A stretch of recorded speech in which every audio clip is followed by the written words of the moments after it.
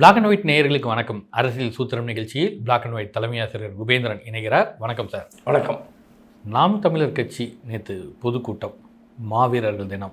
இந்த கூட்டத்தில் நீண்ட நாளாக சர்ச்சைக்கு உள்ளாகிட்டு இருந்த காளியம்மாள் நாம் தமிழரில் பயணிக்கிறார்கள், ஓரமாக ஒதுங்கி விட்டார்கள், மாற்று கட்சிக்கு போகப் போகிறார்கள், இப்படிலாம் பேசிகிட்டு இருந்த ஒரு விஷயத்துக்கு நேற்று ஒரு முற்றுப்புள்ளி வைக்கிற விதமாக அந்த கூட்டத்தில் அவங்க கலந்துக்கிட்டாங்க.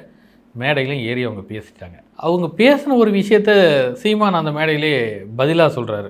ஒருவேளை காளியம்மாள் தனக்கு தெரிந்ததை சொன்னாங்களா, இல்லை காளியம்மாள் சொன்னது தன்னுடைய மதிப்பை குறைக்கிற மாதிரியான ஒரு செயல் அப்படின்னு சீமான் எடுத்துக்கிட்டாரா? படப்பிடிப்புக்கு போன இடத்துல 10 நிமிஷம் பிரபாகரனுடன் பேசினார் அப்படின்னு சொல்கிறாங்க. நான் படப்பிடிப்புக்கே போகல, அது படப்பிடிப்பு நிறைய பேர் நினச்சிட்டு இருக்காங்க, முதல்ல 10 நிமிஷம் சொல்கிறாங்க அப்படின்றாரு. என்ன, யாருக்கான பதில் அது? இன்னும் வேறு என்ன வெளிப்படுத்தணும்னு நினைக்கிறாரு சீமான்? தமிழ்நாட்டில் மட்டுமல்ல, உலக அளவில் ஒரு பிரபாகரனுடைய மதிப்பு இங்கே உச்சத்தில் இருந்தது. அதை எல்லோரும் அண்ணாந்து பார்த்து ஒவ்வொரு நாளும் வியந்து போகிற, இனி எந்த காலத்திலும் பிரபாகரன் என்ற ஒரு தலைவரை எப்படியெல்லாம் பார்த்து ரசித்திருக்க வேண்டுமோ அத்தனை பிம்பங்களையும் சுக்கு நூறாக உடைத்தவர் சீமான். இவர் தான் தமிழ்நாட்டில் பிரபாகரனை அறிமுகப்படுத்தியது போல் பேசி கொண்டிருக்கிற காட்சி இருக்குல்ல, அதெல்லாம் காலத்தின் உச்சகட்ட கொடுமை. எப்படின்னா, எனக்கு தெரிந்து 85, 86களில் பிரபாகரன் காலண்டர் போட்டு அந்த நாட்காட்டி கொடுக்கப்பட்ட நாட்களை நான் பார்த்துருக்கிறேன் எல்லா ஊர்லேயும். அப்போ இருந்த தீகா திராவிடர் கழகத்தினர் பிரபாகரன் படத்தை போட்டு, வேறு பெரியார் படம் கூட கிடையாது, போட்டு மாத காலண்டரை போட்டு விடுவிட விநியோகித்த காட்சியெல்லாம் எனக்கு தெரியும். அப்படிப்பட்ட ஒரு நபரை அவங்க உருவவாகினிக்கு இணையாக ஒரு வானொலி, எல்டிடி வானொலி பிரிவு நடத்தின அந்த காட்சியெல்லாம் எல்லாருக்கும் தெரியும். இவர் தான் பிரபாகரனே தமிழ்நாட்டு மக்களுக்கு அறிமுகப்படுத்தியது போல் பேசி பிரபாகரனுடைய சந்திப்பை கொச்சைப்படுத்தி அவருக்கு உணவிட்டு சாப்பாடு போட்டு, ஒரு போர் இருக்கிற நேரத்தில் என்ன பேச வேண்டுமோ அதை பேசாமல் இவருக்கு பொட்டம்மனுடைய மனைவி சாப்பாடு பரிமாறியது, அப்புறம் பிரபாகரனுடைய ஆட்கள்லாம் இவர் உணவு சாப்பிட போது குறிப்பெடுத்தது காட்சியெல்லாம் சொல்லி அவர் மீது இருக்கிற மரியாதை சிதைத்த ஒரே ஒரு நபர் சீமான். எல்லாரும் சொல்கிறது தான், சீமான் அங்கே எதற்கு போனார், எப்படி போனார் என்பது எல்லோரும் பலமுறை பேசிவிட்டார்கள். அது இன்னும் காணொலி இருக்குது. ஆனால் எல்லோரும் சொன்ன பிறகும் அவர் மட்டும் ஏற்காமல் திரும்ப திரும்ப ஒரு பொய்யை சொல்லி கொண்டிருக்கிறார். அங்கே போய் அந்த நடந்த சந்திப்பே 10 நிமிடம் தான். அந்த 10 நிமிடத்தில் 3 நிமிடம் தான் பிரபாகரனுடன் இவர் உரையாடி இருக்கிறார். இது வேறு யாரும் சொல்ல, நடிகர் ராஜ்கிரண் அழகாக சொல்லியிருக்கிறார். இன்னும் அந்த காணொலி இணையத்தில் இருக்குது. வைகோ சொல்லியிருக்கிறார், கொளத்தூர் மணி சொல்லியிருக்கிறார். என்றால் இவங்களாம் ஒரு கட்சியை சேர்ந்தவர்கள், இயக்கத்தை சேர்ந்தவர்கள். இவர்களுக்கு சீமான் மீது வெறுப்பு இருக்கலாம். ஆனால் நடிகர் ராஜ்கிரனுக்கு சீமான் மீது என்ன வெறுப்பு இருக்க போகிறது? ஒரு வெறுப்பும் கிடையாது. அவர் உண்மையை சொல்லிட்டார். 3 நிமிடம் தான் அந்த சந்திப்புன்ட்டார். மற்றெல்லாம் ஏற்கவே முடியாதுன்னு ராஜ்கிரண் அப்படி தேங்காய் உடைச்ச மாதிரி பளிச்சுன்னு சொல்லிட்டார். ஆனால் இந்த விஷயத்தை மீண்டும் மீண்டும் மக்கள் மனதில் பதிவுக்காக மேடை தோறும் ஒரு நாளைக்கு 10 முறை 20 முறை சொல்லி கொண்டிருக்கிறார். அதை அந்த மாவீரர் தினத்தன்று காளியம்மாளும் பேசிவிட்டார். எங்கள் அண்ணன் போனார், படப்பிடிப்புக்கு தான் போனார், போயிட்டு ஒரு 10 நிமிஷம் தான் பார்த்தாரு, அந்த 10 நிமிஷத்திலே தமிழ் தேசியத்தை உள்வாங்கி கொண்ட ஒரு தலைவர் நமக்கு கிடைத்து விட்டார்னு காளியம்மாள் பேசி இறங்கிட்டாங்க. அதன் பிறகு சீமான் மேடையேறுகிறார். மேடையர் என்ன சொல்கிறார்? என் தங்கை கூட தப்பாக தான் புரிஞ்சிட்டு இருக்காங்கன்னு. எத்தனை வருடம் அவங்களோட பயணிக்கிற தங்கை தப்பாக புரிந்து கொள்வாரா? ஏன் பதிவு பண்ணுறார் காளியம்மாள்? எனக்கு 2 சந்தேகம். நாம் இப்படி பேசினால் நம்மை வலுக்கட்டாயமாக கட்சியிலிருந்து சீமான் வெளியேற்றுவார் அப்படின்னு காளியம்மாள் நினைத்தாரான்னு தெரியவில்லை. அல்லது இவர் கட்சியை விட்டு வெளியேறக்கூடாது, எல்லாரும் போய் கொண்டிருக்கிறார்கள், இவரை பிடித்து வைக்க வேண்டும் என்று மாவீரர் தினத்தன்று ஒரு மேடையேற்றி சீமான் அழகு பார்த்தாரான்னு தெரியல. ஆனால் ஒரு பூனைக்குட்டி வெளியே வந்த கதை தான். 10 நிமிடம் தான் பேசினார். அவர் உடனே சீமான் சொல்கிறாரு, எனக்கும் தலைவருக்கும் தான் தெரியும், போராளிகள் சுற்றி இருந்தார்கள், அவர்களுக்கு மட்டும் தெரியும், சில பேர் உண்மையை சொல்ல மாட்டார்கள் அப்படிங்கிறாரு. நான் கேட்குறேன், நீங்கள் சொன்னதை நம்பாமலா காளியம்மாள் 10 நிமிஷம் சொல்லியிருப்பாங்க? நீங்கள் எத்தனை சந்திப்பில் சொல்லியிருப்பீங்க, எத்தனை மேடையில் சொல்லியிருப்பீங்க? அதன் பிறகும் காளியம்மாள் 2024ஆம் ஆண்டு நடக்கிற மாவீரர் தினத்தில் 10 நிமிடம் என்று பதிவு செய்கிறார் என்றால் அப்போ அந்த உள்நோக்கம் என்ன? காளியம்மாள் ஏன் அந்த வார்த்தையை சொல்ல வேண்டும்? பொதுவாக சொல்லிட்டு போயிருக்கலாமே. அண்ணனை சந்தித்தார், அண்ணன் பல நேரம் உரையாடினார், என்ன வேணால் சொல்லிட்டு போயிருக்கலாமே. ஏன் 10 நிமிடம்? உண்மை அதுதான். காளியம்மாளுக்கும் தெரியும், எல்லோருக்கும் தெரியும். அதை விட்டுட்டு திரும்ப திரும்ப ஒரு தவறான விஷயத்தை பொதுமக்கள் மத்தியில் நீங்கள் பிரபாகரன், ஈழம், எல்டிடி, விடுதலை புலிகள், தமிழீழ மலரும், இது என்ன ஒன்றாலும் சொன்னாலும் தமிழ்நாட்டில் ஏதோ ஓட்டு விழணும் மட்டும் நினைக்காதீங்க. தயவுசெய்து 2009 ஒரு பெரிய போருக்கு பிறகு திமுக தோற்றிருக்க வேண்டும். நாடாளுமன்ற தேர்தலில் இலங்கை தமிழர்களுக்காக மக்கள் பரிதாபப்பட்டு தமிழ்நாட்டு மக்கள் வாக்களிப்பார்கள் என்று நினைத்திருந்தால் 2009 அந்த இடத்துல தேர்தலில் வந்து நின்று தோற்று போயிருக்கணும் திமுக. எனக்கு கடைசி அந்த யுத்தத்தில் எல்லாருக்கும் தெரியும் என்ன நடந்ததுன்னு. ஈழத்தமிழர்கள் மீது அனுதாபம் உண்டு. இலங்கை தமிழர்களுக்காக எல்லா தலைவர்களும் பேசினார்கள், இல்லைன்னு சொல்ல. ஆனால் அதெல்லாம் தமிழ்நாட்டில் ஓட்டாகலாம் வர வாய்ப்பே இல்லை. மீண்டும் மீண்டும் நீங்கள் வந்து அந்த மக்களையும் அவமானப்படுத்தி, அந்த மக்களுக்காக போராடிய ஒரு மாபெரும் தலைவனை அவமானப்படுத்துகிற ஒரு தொடர்கதையை செய்து கொண்டிருக்கார் சீமான். பொதுக்கூட்டத்தில் இன்னொரு கதை ஒன்று சொல்லியிருக்கிறாரு. வடநாட்டு புலி, அந்த புலிக்கு என்ன பாஷை பேசினா புரியும் அப்படின்றது சொல்கிறாரு. அது அங்கே இருக்கிறவங்கெல்லாம் எல்லாம் வெகுவாக கைத்தட்டி ரசிக்கிறாங்க. ஏற்கனவே சீமான் வந்து ஒரு திரைப்பட இயக்குனர், கதை சொல்கிறதுல ஒரு வல்லவர் அப்படின்றதெல்லாம் எல்லாத்துக்கும் தெரியும்.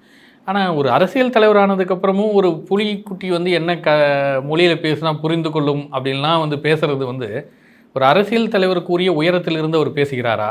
அங்கே கூடியிருக்கிற மக்கள் எப்படி அதை ரசிக்கிறாங்க? கரு பழனியப்பன் திரைப்பட இயக்குனர் ஒரு அழகான ஒரு வார்த்தையை பேட்டியில் சொல்லியிருந்தார்.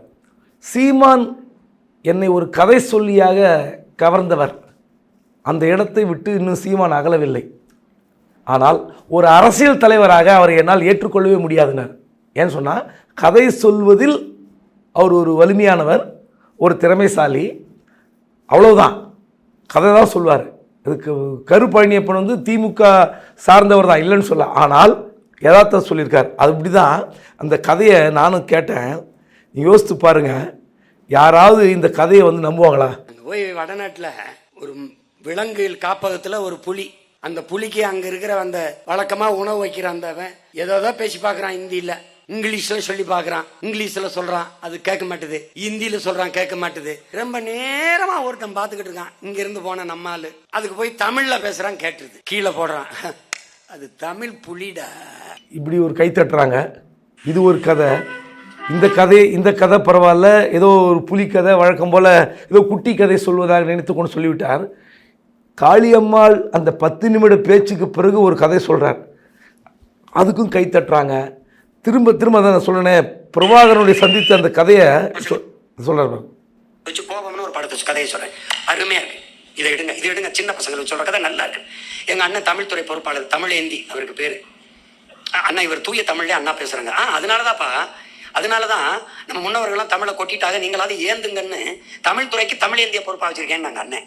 அவர் என்கிட்ட கோபம்ங்கிறது என்னைய போடாவடம் தான் பேசுவாங்க. டேய், கோபம்ங்கிறது கொஞ்சம் சமஸ்கிருதம், சீமானின் சினம், சீமானின் சீற்றம், அப்படி எடு. இவர் எங்காலு, அவர் சும்மாவே ஆடுவார். நீங்கள் சலங்கை வேற கட்டுறீங்களா?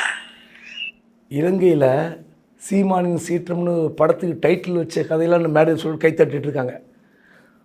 வடநாட்டில் ஒரு ஜூவில் வந்து புலிக்கு வந்து அந்த புலியுடைய பாதுகாப்பாளர் இல்லை பயிற்சியாளர் இல்லை புலியை மேய்ப்பாளர் பார்த்து கொள்கிறவங்க போய் என்ன லாங்குவேஜ் சொன்னான்னு பார்த்துட்டு தெரியுமா? உணவு போட்டால் சாப்பிடல, இதெல்லாம் வந்து நம்பர் போட்டால் புலிக்கெல்லாம் வந்து போட்டுட்டு வர போகிறான். சாப்பிடுன்னு கொஞ்சம் போகிறான். அதில் பசுமாடா அடுத்து பால் கறக்கிறதுக்கு மாட்டுக்கிட்ட போய் தீவனம் போட்டுட்டு அது தடவி கொடுத்துட்டு பால் கறக்கிற மாதிரி காட்சி எடுக்க போகிறான். உடனே வந்து தமிழில் பேசுனான்னா உடனே கேட்டு சாப்பிட்டுடுச்சான். அது தமிழ் புள்ளின்னு சொன்னாரான்.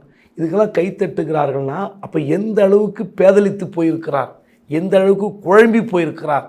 அரசியலில் ஒரு தலைவராக இருப்பவர் எப்படி பேசணும், என்ன மாதிரி விஷயங்களை வந்து பகிர்ந்துக்கணும், மேடைகளில் நீங்கள் சொல்கிற விஷயங்கள் இப்போது இணையதளத்தில் உங்களை வந்து இவ்வளோ கேலி பொருளாக நீங்கள் எல்லோரும் பேசி கொண்டிருக்கிறார்கள் என்று ஒரு எண்ணம் கூட இல்லாமல் தொடர்ந்து கதை சொல்லியாகவே இருக்கிறார். அப்புறம் வந்து அங்கே நான் காசு சொன்னேன், கோபம்னு ஒரு படம் டைட்டில் சொன்னேன், படத்தை வேறு மாதிரி வைக்க சொன்னாங்க. இன்னும் வந்து எத்தனை காலத்திற்கு இப்படி சொல்லி போய் ஏன் இப்படி நீங்கள் மாறி போய் கொண்டிருக்கிறீர்கள்? உங்கள் கட்சி கரைந்து கொண்டிருக்குது. இன்றைக்கி கூட வந்து நாமக்கல் மாவட்ட செயலாளர் வெளியே போயிருக்கார்.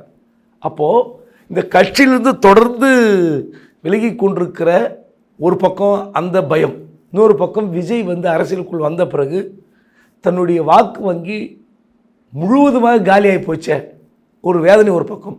இதுக்கெல்லாம் தான் போய் ரஜினிகிட்ட போய் கேட்குறார், ரஜினிகிட்ட போய் புலம்பியிருக்கிறார். இல்லை, இந்த சூழலில் விஜயும் ஒரு சமூக வலைதளத்தில் ஒரு பதிவிட்டிருக்காரு, மாவீரரை போற்றுதும் அப்படின்னு அவரும் போட்டிருக்காரு. சீமான் வந்து தன்னை தமிழ் ஈழ புலிகள் பற்றிய தான் ஒருவர் தான் தலைவர் அப்படின்னு இங்கே பேசிகிட்டு இருக்க ஒரு சூழலில் புதிதாக கட்சி ஆரம்பிச்சிருக்க விஜயும் அதை நோக்கி போனால் இங்கே இருக்கிற ஆள் அதையும் அங்கே போயிட்டாங்கன்னா என்ன ஆகும்? தமிழ்நாட்டில் இருக்கிற எல்லா மக்களுக்கும் பிரபாகரன் மீது ஒரு பற்று உண்டு, ஆசை உண்டு, ஆதரவு உண்டு. எல்லா நடிகர்களும் மேக்சிமம் தமிழ்நாட்டில் பிறந்த எல்லா நடிகர்களுக்கும் ஒரு பிரபாகரனை ஒரு ஆதர்ச புருஷனாக பார்த்தார்கள். அதில் ஒன்றும் இல்லை. ஜிவி பிரகாஷ் இசையமைப்பாளர், அவரை நீங்கள் பல பேட்டியில் கேட்டிங்கன்னா யார் உங்களை பார்க்க பிடிக்கும், இல்லை மீண்டும் ஒருத்தரை நீங்கள் உயிர் தேழ வேண்டும் என்று நினைத்தால் யாரை கொண்டு பிரபாகரன் சொல்லியிருப்பார். அப்போது அவருக்கு என்ன வயசு யோசித்து பாருங்கள். அப்போ அந்த பிரபாகரன் என்ற பிம்பம் எப்படி தமிழ்நாட்டு மக்கள் மனதில் ஒட்டி கொண்டிருக்கிறது. அதனால் மாவீரர் போற்றுறது விஜய் சொல்கிறது ஒன்றும் புதுசு கிடையாது. இவருக்கு என்ன பயம்னா, இந்த இப்போ இருக்கிற கட்சியை காப்பாற்றவே முடியாதுன்ற நிலைக்கு வந்து விட்டார். இல்லை, நீங்கள் கட்சியை காப்பாற்ற முடியாதுன்னு ஒரு நிலைக்கு வந்துட்டாருன்றீங்க. ஆனால் அவர் எனக்கு ஆஃபர் மேலே ஆஃபர் வருதுன்றாரு. 2 நாளைக்கு முன்னாடி பேசும்போது 2000 கோடி எனக்கு ஆஃபர் பண்ணுறாங்க அப்படின்றாரு. அதை விட்டுட்டு நாங்கள் இருக்கிறோம் அப்படின்றாரு. இன்றைக்கி திருப்பி பேசும்போது 1000 கோடி ஆஃபர் பண்ணுறாங்க, ஃபேமிலி செட்டில்மெண்ட்டு பார்க்குறோன்றாங்க, முதலமைச்சர் வேட்பாளர் அப்படின்றாங்க. இதெல்லாம் எந்த கட்சி சீமான்கிட்ட பேசிகிட்டு இருக்குது அப்படின்றது சீமான் வெளிப்படையாக சொல்லணுமா இல்லையா? இல்லை, அதோட காணொலியை நம்ம இதில் பதிவு பண்ண வேண்டியிருக்கு. இப்போ இந்த மாதிரி 2 வாய்ப்பு இப்போ நமக்கு கட்சிகள் ஆஃபர் கொடுக்குதுல்ல, உங்களுக்கு வந்து 1000 crores ஃபேமிலிக்கு தனி செட்டில்மெண்ட்டு, அப்புறம் 26ல் வந்து நீங்கள் தான் சீஃப் மினிஸ்டர், அதுக்கு பேக்கிங் எல்லாம் பண்ணிவிடுவோம், மீடியாவில் இப்போ உங்களை நிராகரிக்க மாதிரி பண்ணாத, அது நம்ம பேசிக்கலாம், அது பண்ணிக்கலாம், இது பண்ணிக்கலாம், எல்லாம் பேசுவான். குடங்குடமாக தேன் எடுத்துகிட்டு வந்து வாயில் ஊற்றுனா சப்பி சாப்பிடலாம், காதுலேயே ஊற்றுவான். நமக்கு அதுவே ஒரு பெரிய மயக்கமாக இருக்கு. அதாவது நமக்குன்னு சொல்கிறார், அந்த வார்த்தையை நீங்கள் கூர்ந்து கவனித்தீங்கன்னா நமக்கு ஆஃபர் தராங்க அப்படிங்கிறார். 1000 கோடி ரூபாய், முதல்ல 2000 கோடி, அப்புறம் மாவீரர் தினத்தில் பேசியபோது 1000 கோடி ரூபாய் ஆஃபர் தராங்கங்கிறார். சரி, அது எப்படி? ஃபேமிலிக்கு தனி செட்டில்மெண்ட், இந்த 1000 கோடி இல்லாமல் ஃபேமிலிக்காக உங்களுக்கு தனி நிதி ஒதுக்கப்படும், அடுத்து முதலமைச்சர் பதவி தரப்படும். எனக்கு ஒன்றும் புரியல. தமிழ்நாட்டில் அல்லது தேசிய அளவில் எந்த கட்சி உங்களுக்கு இப்படிப்பட்ட ஆஃபரை கொடுத்தது? நீங்கள் சொல்லணுமா இல்லையா?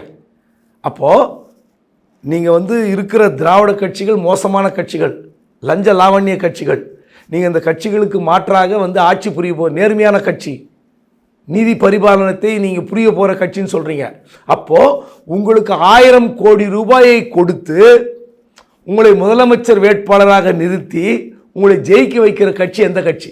எந்த கட்சி பேரம் பேசியது? எந்த தரகர் உங்களிடம் பேசினார்? ஏன்னா ஒரு கட்சி தலைவர் யாரும் டைரெக்டாக இந்த டீல் பண்ண போகிறதில்ல, யாராவது ஒரு தரகர் மூலியமாகத்தான் இந்த டீல் வச்சுருப்பாங்க. அந்த தரகர் யார்? உங்களிடம் 1000 கோடி கொடுப்பதாக சொல்ல அந்த கட்சி எது? நீங்கள் நாட்டு மக்கள்கிட்ட சொல்ல வேண்டிய கட்டாயத்தில் இருக்கிறீங்க. ஏனென்று கேட்டால் நீங்கள் போகிற போக்கில் கதை சொல்கிற அளவு இல்லை இந்த பிரச்சனை. 2026இல் நீங்கள் உங்கள் கட்சி வந்து முதலமைச்சர் வேட்பாளர் அப்படின்னு சொல்கிற இடத்துல உங்கள் கட்சியே இருக்குது. அப்போது இன்னொரு கட்சி தர வேண்டிய இடத்துக்கு உங்களை யார் கொண்டு வராங்க? திமுக சத்தியமாக இருக்காது, ஏன்னா முதலமைச்சர் கேண்டிடேட் அங்கே இருக்குது. அதிமுக சொல்ல போகிறதில்ல, அவங்களுக்கு முதலமைச்சர் கேண்டிடேட் இருக்குது. விஜய் சொல்லியிருப்பாரா? விஜய் பூசா வந்திருக்கார், அவர் 1000 கோடி கொடுத்துல, அவரே கேண்டிடேட் தான், முதலமைச்சர் கேண்டிடேட். அப்போ தமிழ்நாட்டில் மீதம் இருக்கிற ஒரே அணி பாஜக அணி. பாஜக அணியில் அண்ணாமலை இருக்கிறார். என்னை பொறுத்தவரை அண்ணாமலை தான் முதலமைச்சர் வேட்பாளர்னு சொல்லி கொண்டிருக்கிறார். அப்போது நீங்கள் ரஜினியை பார்த்து வந்த பிறகு, இப்போது தினமலர் பத்திரிகையில் பாஜக கூட்டணியின் முதலமைச்சர் வேட்பாளராக என்னை அறிவிக்க வேண்டும் என்று ரஜினியிடம் கோரிக்கை வைத்ததாக செய்தி வந்தது. அதே செய்தி வாரப்பத்திரிகை ஜூனியருடன் வெளியே வருகிறது. நீங்கள் வந்து மோடியிடம் தொடர்பில் இருப்பவர்கள், பாஜகவின் மேலிடத்தில் நீங்கள் செல்வாக்காக இருக்கிறீர்கள், நீங்கள் உங்களிடம் கேட்டால் என்னை நீங்கள் முதலமைச்சர் வேட்பாளராக பரிந்துரை செய்ய வேண்டும் என்று ரஜினியிடம் சீமான் கோரிக்கை வைத்ததாக அதில் செய்தி வருகிறது. இது எந்த அளவுக்கு உண்மை பொய்ன்னு தெரியல. ஆனால் ரஜினி பார்த்து வந்த பிறகுதான் மாவீரர் தினத்தில் சீமான் பேசுகிறார். 1000 கோடி ரூபாய் டீல் ஒரு கட்சி முன் வந்தது, ஃபேமிலி செட்டில்மெண்ட்டு, சிஎம் பதிவுன்னு. தயவு செய்து சொல்லுங்கள், தமிழ்நாட்டில் உங்களுக்கு 1000 கோடி ரூபாய் கொடுத்து முதலமைச்சர் வேட்பாளராக நிறுத்துகிற அந்த கூட்டணி கட்சி எது? ஏனென்றால் 1000 கோடி ரூபாய் கொடுத்து உங்களை முதலமைச்சராக உட்கார வைக்க போகிற கட்சி உங்களை என்ன செய்ய போகிறது? நேர்மையான ஆட்சி செய்வதற்கு அந்த கட்சி உறுதியாக இருக்க போகிறதா? லஞ்சம் எத்தனை செய்யும், லாவண்யம் எத்தனை செய்யும், எத்தனை முறைகேடான சட்டங்களை கொண்டு வருவதற்கு அந்த கட்சி துணை போகும். அப்போது அந்த கட்சி 1000 கோடி ரூபாய் உங்களுக்கு லஞ்சம் கொடுத்து முதலமைச்சர் வேட்பாளராக நிறுத்தக்கூடிய கட்சி எது என்பதை நாட்டு மக்கள்கிட்ட நீங்கள் சொல்ல வேண்டிய கட்டாயம் இருக்கிறது. ஏன்னா உங்களுக்கு ஓட்டு போட்ட அந்த 8.22 மக்களுக்காக சொல்லணும். இனிமேல் எத்தனை சதவீதம் உயரப்போகுது என்பது வேறு. இந்த 8.22% மக்களுக்கு, உங்களை நம்பியிருக்கிற அந்த தொண்டர்களுக்கு தயவு செய்து சொல்லுங்கள், 1000 கோடி ரூபாய் கொடுக்கக்கூடிய கட்சி எது? உங்களை முதலமைச்சராக ஏற்றுக்கொள்கிற கட்சி எது? உங்கள் குடும்பத்துக்கு செட்டில் செய்கிற கட்சி எது? திரும்ப திரும்ப நீங்கள் எந்த அளவுக்கு பேதலித்து போயிடுற. விஜய் வந்த ஒரு பயம், 2026 கட்சி இருக்குமா இருக்காது, நாஞ்சில் சம்ம சொல்லிட்டு இருக்காரு, தொடர்ந்து சொல்லி கொண்டிருக்காரு. 2026 இந்த கட்சி இருக்குமா இருக்காதா அப்படின்னா பாருங்கன்றார். அந்த அளவுக்கு பயந்து போயிருக்கிற ஒரு கட்சியாக நாம் தமிழர் கட்சி இருக்கிறது.